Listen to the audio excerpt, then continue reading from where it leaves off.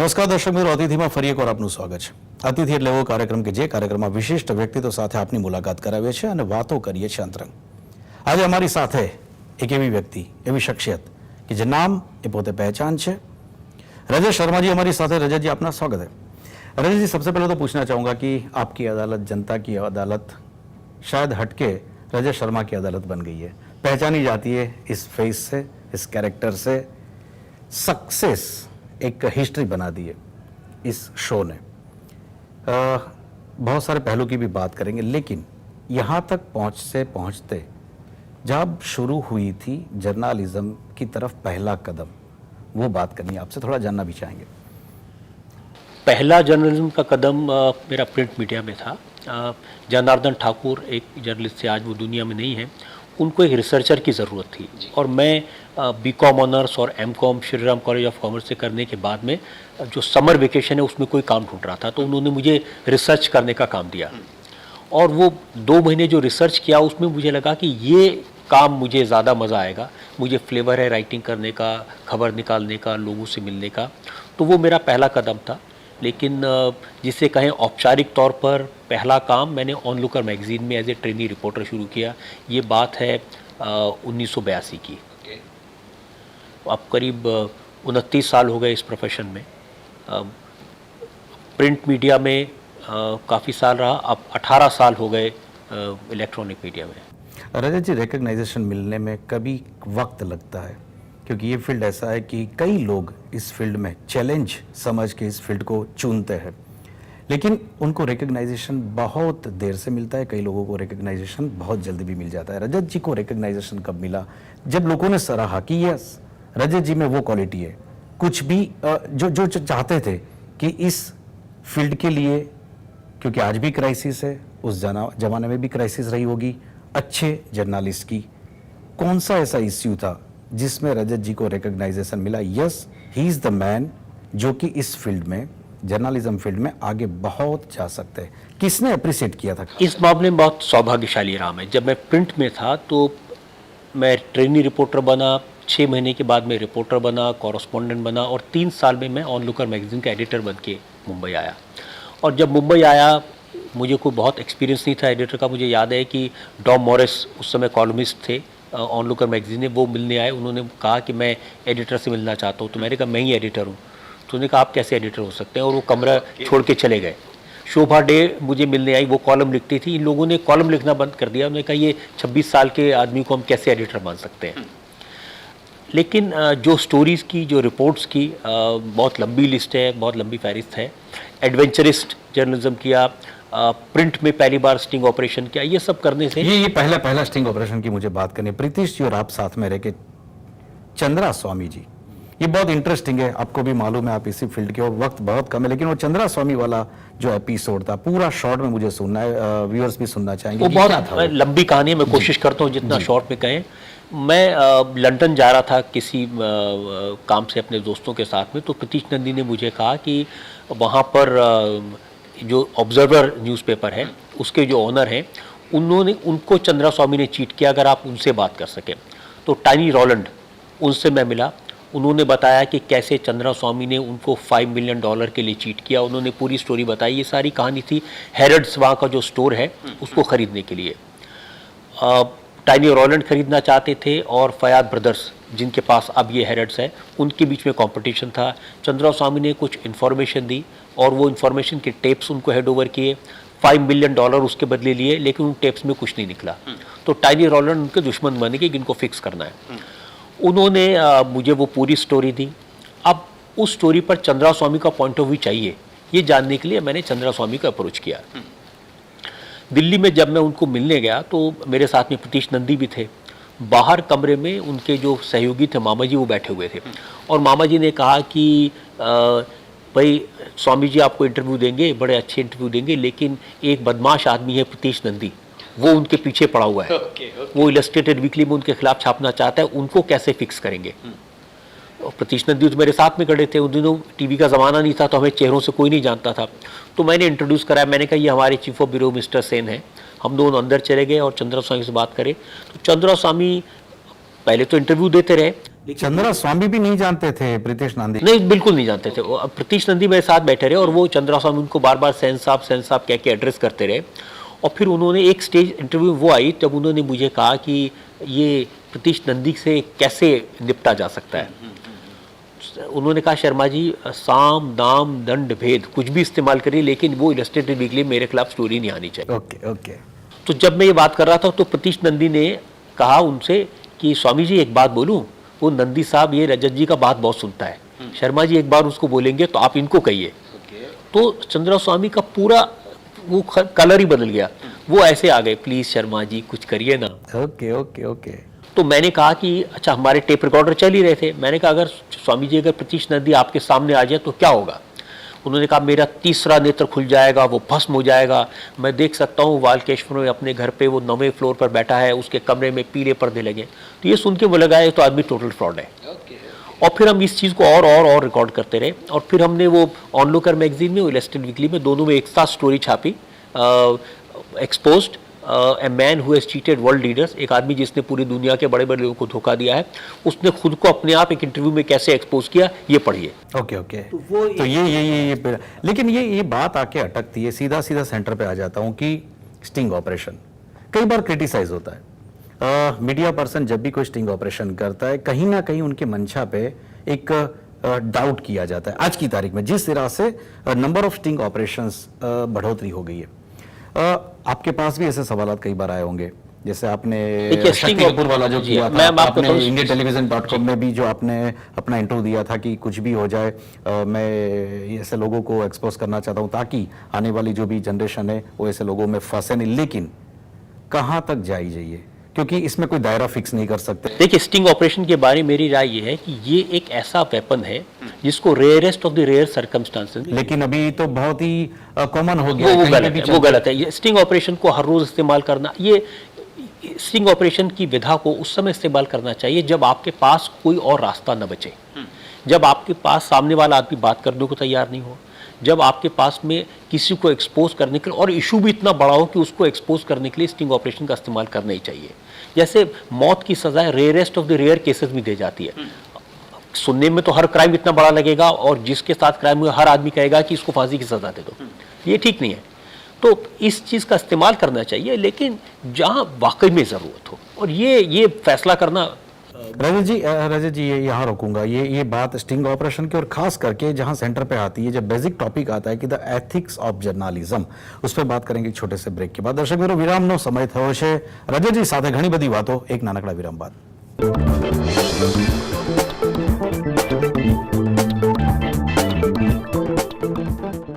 વિરામ બાદ ફરી એકવાર સ્વાગત છે આપનું કાર્યક્રમ અતિથિમાં। રજતજી સાથે ઘણી બધી વાતો, એક નાનકડા વિરામ પછીની। રજતજી, स्टिंग ऑपरेशन के साथ साथ बात जुड़ती है कहीं एथिक्स ऑफ जर्नलिज्म। आप इंस्टीट्यूट भी चलाते हैं, कई लोग फॉलोअर है आपके, कई लोग मानते हैं कि मुझे रजत जी जैसा इस फील्ड में एक मुकाम पर पहुंचना है। आपने कई लोगों को सलाह भी दी होगी, जो गुरु कंठी बोलते हैं, ऐसे कई अपने शिष्यों को पहनाई भी होगी। लेकिन इंस्टीट्यूट में भी सिखाया जाता है, एक चैप्टर भी आता है कि एथिक्स ऑफ जर्नलिज्म। मुझे बहुत जेन्युइन एक आपका व्यू चाहिए।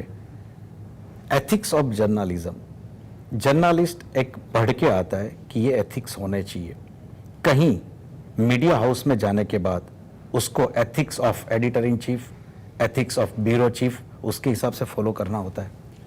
मैं अपने संपादकों को, अपने एडिटोरियल स्टाफ को एक बात बार बार कहता हूँ, जो मेरी पॉलिसी है एथिक्स के बारे में, मॉरल्स के बारे में, किस तरह की स्टोरी करनी चाहिए उसके बारे में, मैं उनसे कहता हूं कि आप वो स्टोरी मत करिए जो मुझे खुश करे, वो स्टोरी मत करिए जो आपके मैनेजिंग एडिटर को खुश करे, वो स्टोरी मत करिए जो आपको खुद को खुश करे, वो करिए जो व्यूअर को खुश करे।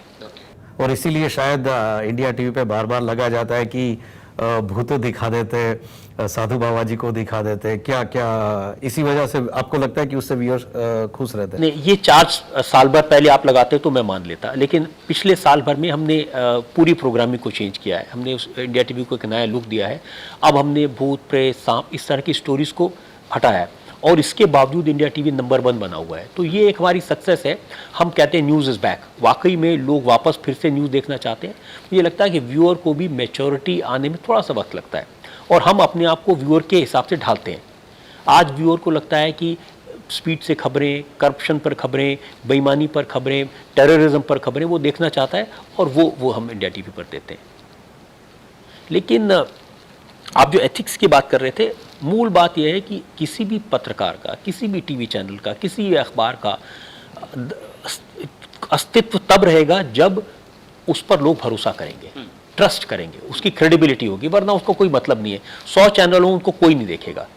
और मैंने अपने जीवन में एक ही चीज़ अचीव की है, पब्लिक का ट्रस्ट, जनता के सामने क्रेडिबिलिटी। और मैं इस चीज़ का हमेशा ध्यान रखता हूँ, ऐसा कोई काम हमारे हाथ से ना हो जिसमें पब्लिक को लगे कि ये काम इन्होंने किया। ये एथिक्स जो बताया, बिल्कुल बिल्कुल, ये जो आपने अपनी सोच बनाई कि कोई काम ऐसा ना हो कि जिससे पब्लिक का कुछ नुकसान हो या तो उन तक कोई गलत चीज उन तक पहुंचे।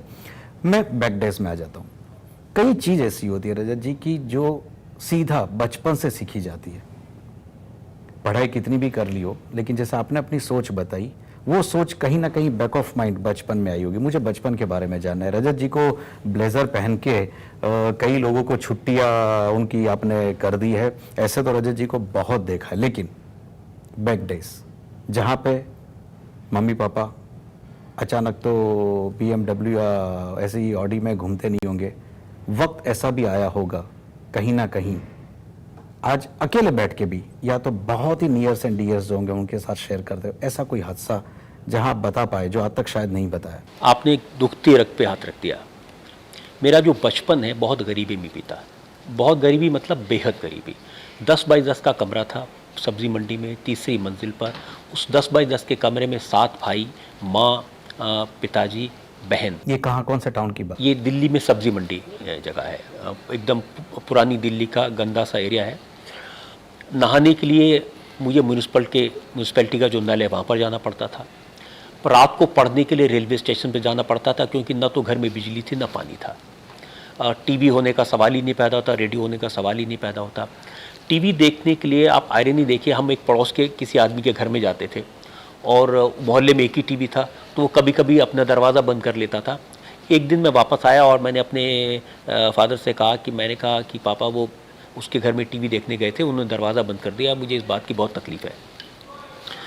तो उन्होंने कहा कि ये कौन सी बड़ी बात हुई कि किसी दूसरे के घर टीवी है और किसी तीसरे आदमी को देखने के लिए आप वहाँ जाएं। बड़ी बात तो तब होगी जब तुम टीवी पर आओ और तुम्हें देखने के लिए लोग आए। Okay okay okay okay, that was a challenge.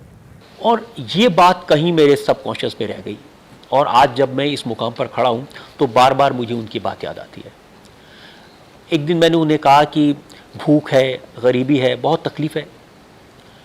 तो उन्होंने कहा कि देखो, ये जीवन एक भट्टी है, अगर सोना हो तो इसमें से तप करके निखर करके बाहर निकल जाओगे, अगर सोना नहीं हो इस भट्टी में भस्म हो जाओ, ऐसे जीवन की क्या ज़रूरत। ऐसी छोटी छोटी बातों ने दिलो दिमाग पर असर किया और मैंने जीवन को एक चुनौती के रूप में लिया।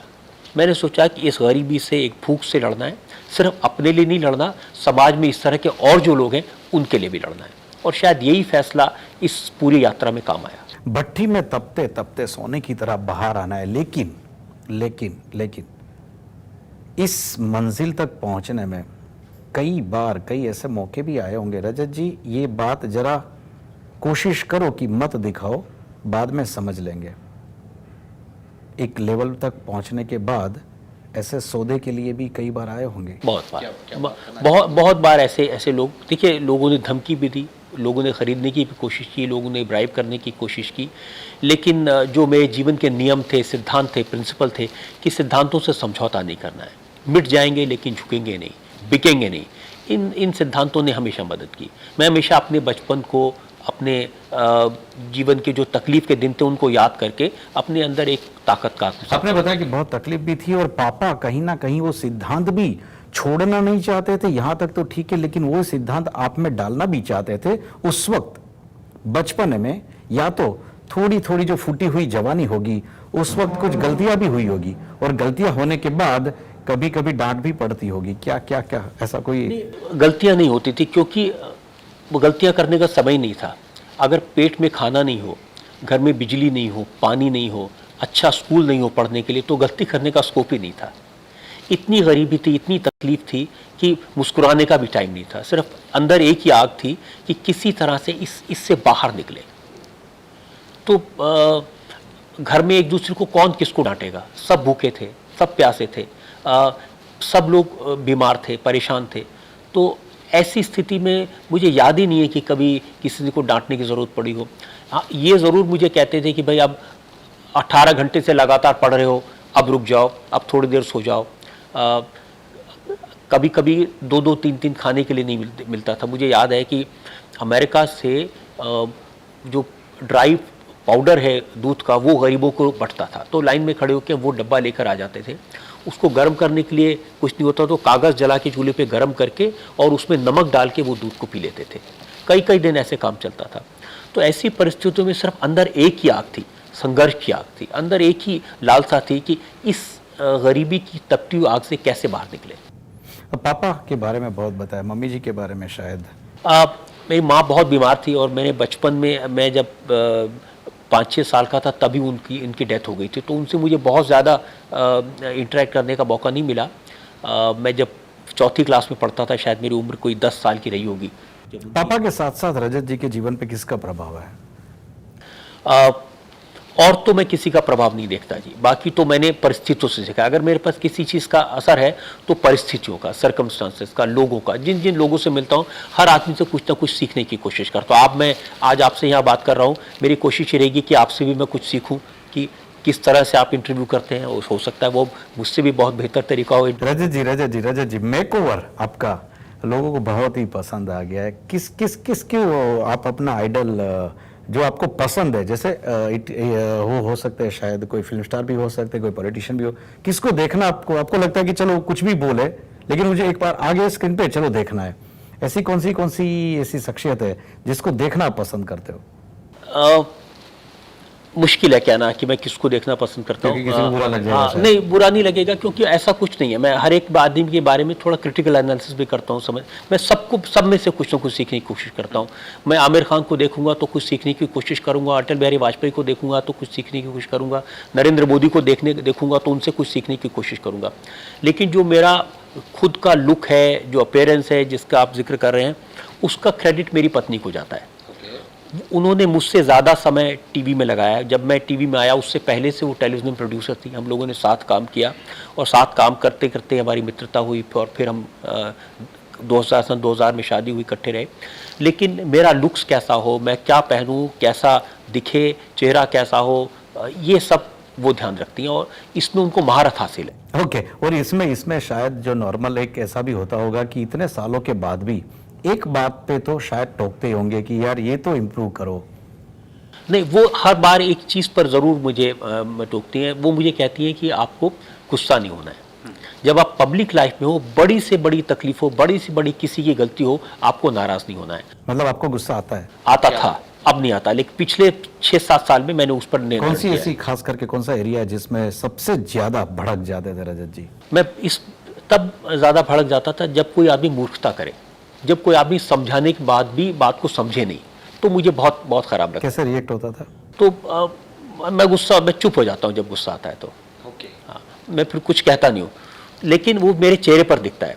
तो उन्होंने मुझे ये हमेशा कहा और उसके बाद मैंने ये तय किया और मैं पिछले 6-7 साल में इस चीज़ को मैंने नियंत्रण किया है। ओके, यहाँ थोड़ा रुकूंगा। अगेन एक टाइम हुआ है ब्रेक का। दर्शक मित्रों, विराम बाद रसप्रद रजतजीની અદાલત વિશેના ઘણા બધા સવાલો નાનકડા વિરામ બાદ।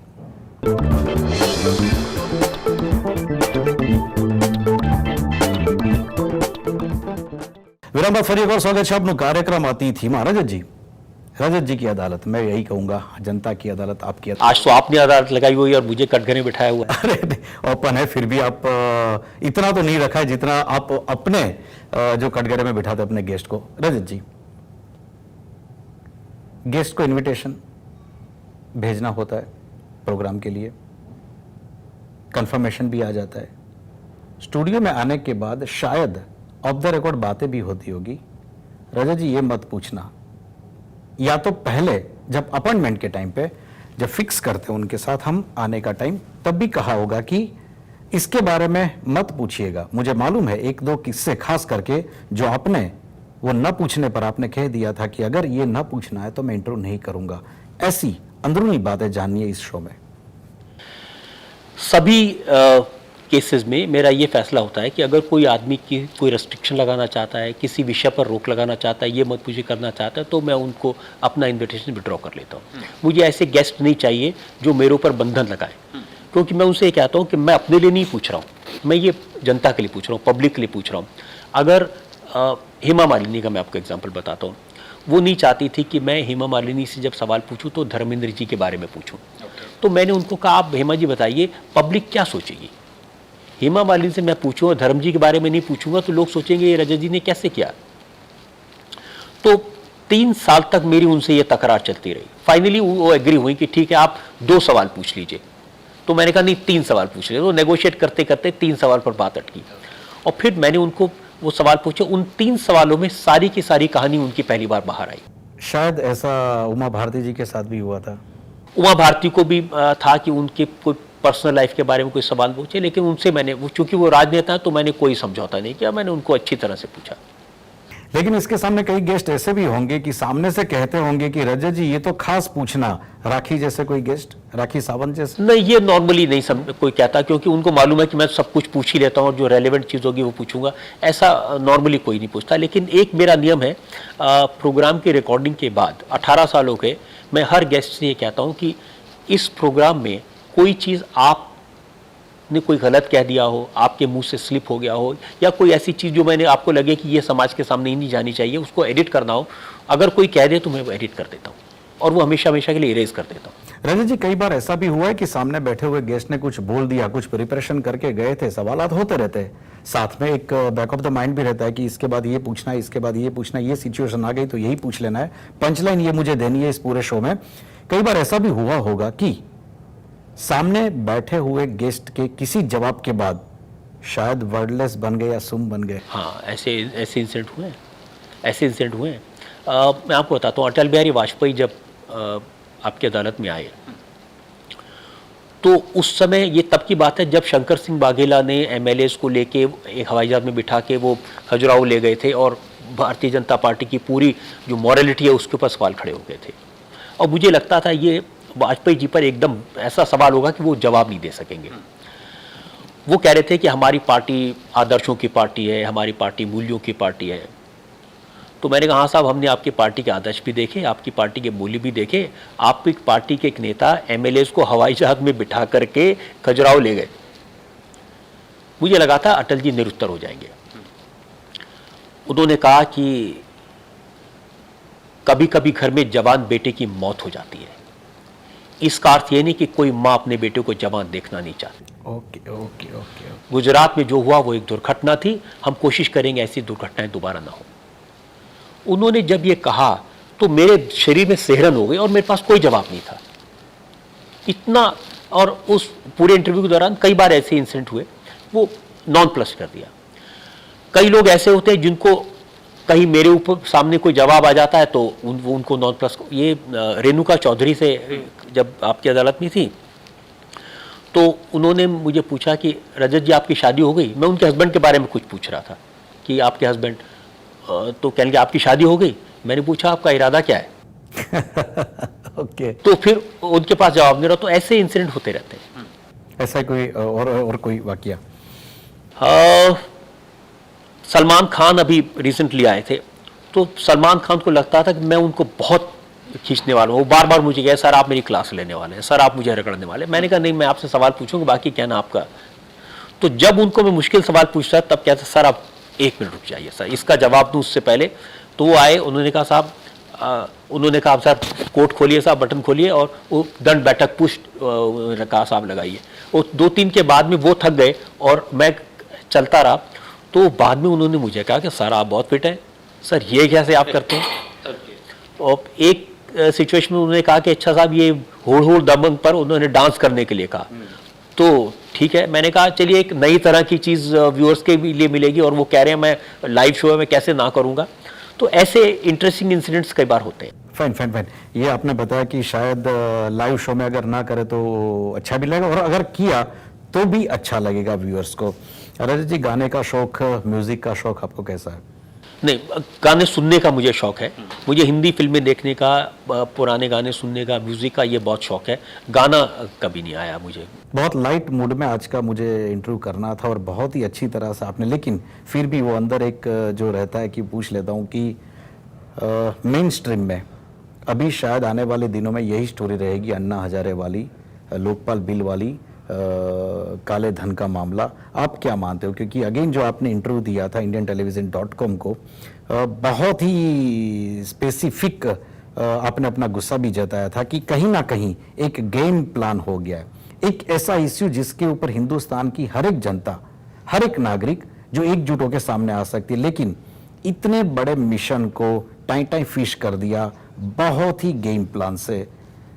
क्या कहना चाहेंगे ये मूवमेंट के बारे में, और मूवमेंट में जो भी शायद कहीं जिगजैग होता है, प्रॉपर टारगेट पे नहीं चल रहा है, क्या कहना चाहेंगे? देखिए, ये जो सवाल भ्रष्टाचार का, या सवाल आतंकवाद से लड़ाई का, या सवाल महंगाई का, ये ऐसे सवाल हैं जो आम आदमी के दिल को छू गए हैं। सरकार को इन पर जवाब देना है, वो जवाब नहीं दे पा रहे।